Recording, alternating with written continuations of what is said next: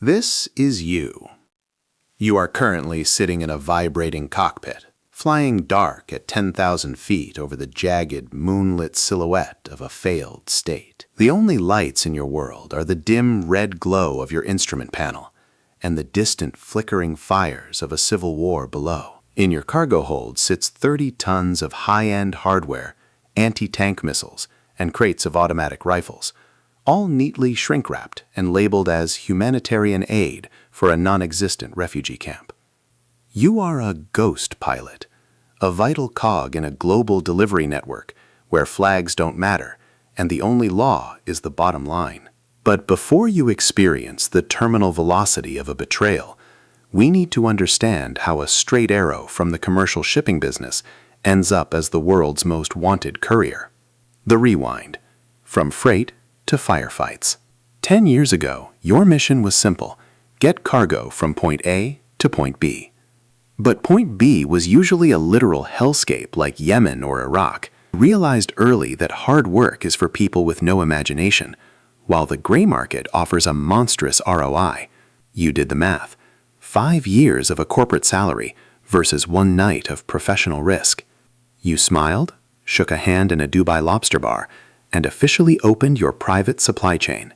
The technical deep dive, the logistical Achilles heel. To the outside world, you are a philanthropist for marine science or medical relief, but your real talent is navigating the weaponized red tape of smuggling, the magic scroll.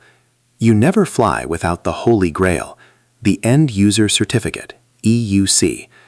It's essentially a pinky swear on paper, vowing that your missile launchers are headed to a legitimate military, usually obtained by greasing the palms of a corrupt general through a shell company. Selective blindness. You don't hide from radar, you buy it.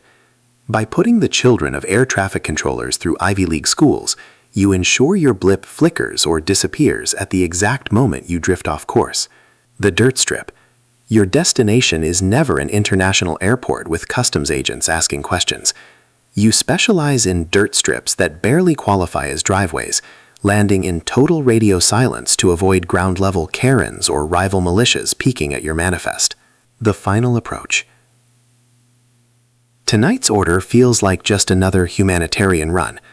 You've successfully failed your way to victory for years, filing police reports with crocodile tears whenever a shipment accidentally vanishes into the hands of a rebel group.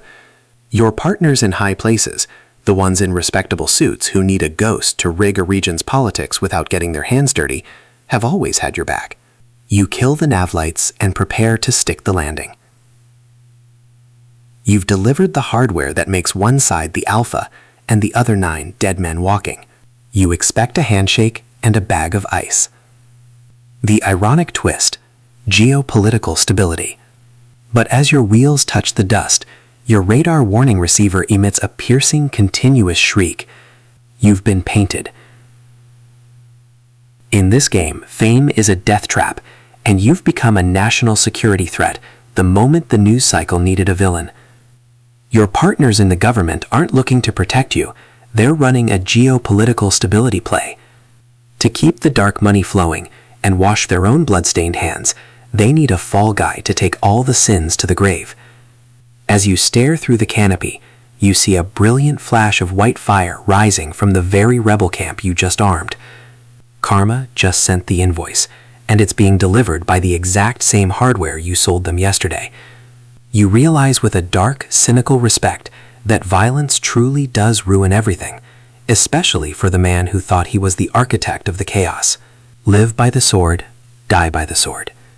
Your plane turns into a spectacular fireball, and by tomorrow, your life will be reduced to a single sterilized line in a Pentagon archive.